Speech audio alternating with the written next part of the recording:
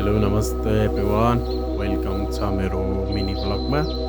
आज चाहिँ हामी देउरालीबाट पारी देखिने घाँसा गाउँ हेर्दैछौँ।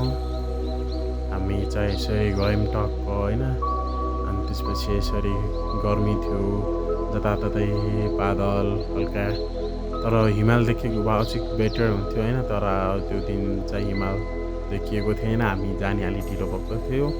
र हेर्नुहोस् जताततै बादलहरू छ, तैपनि यस्तो राम्रो देखिएको छ। त्यो भिरहरू, त्यो पहाडहरू, त्यो अनि बादल, अनि यो मैदान, रुखहरू यस्तो दामी देखिएको थियो।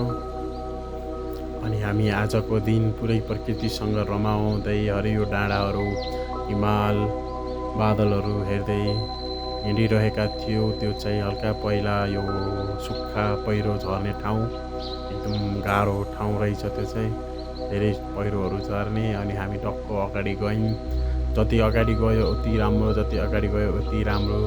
झन् त्यो पारीको डाँडा, त्यो हिमाल, त्यो बादलहरू कस्तो दामी देखिएको। हामी टक्क गयौँ होइन, गर्मी थियो, तातो घाम लागिरहेको थियो। तर डाँडामा पुगेपछि चाहिँ एक्कासी चिसो हावा आयो। यो डाँडा हेर्नु कति राम्रो देखिएको छ, कति हरियो, वरिपरि हरियो डाँडा, बादल मनलाई शान्त बनाउने। अनि हामी टक्क गयौँ अगाडि, सरासर गएर हामी डाँडामा पुगेर मैले चाहिँ टक्क क्यामेरा अगाडि गरेर यसो आफूलाई नि देखाएँ स्क्रिनमा, टक्क चस्मा लगाएर हल्का जुङ्गा मिलाउँदै। फेरि हामी अगाडि बढ्यौँ, हामी अगाडि जाँदैछौँ डाँडातिर।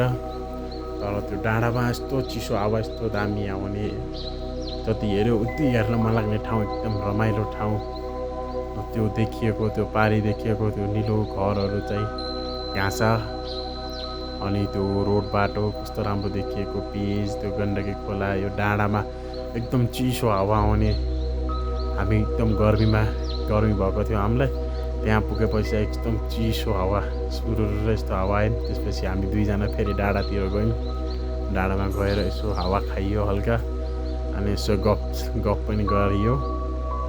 त्यहाँतिरको खोलाहरू, त्यो तल अझै तल बस्ती बस्ने ठाउँ रहेछ, खेतीसेती गरेको ठाउँ रहेछ, त्यो चाहिँ मैले देखाउन पाएन।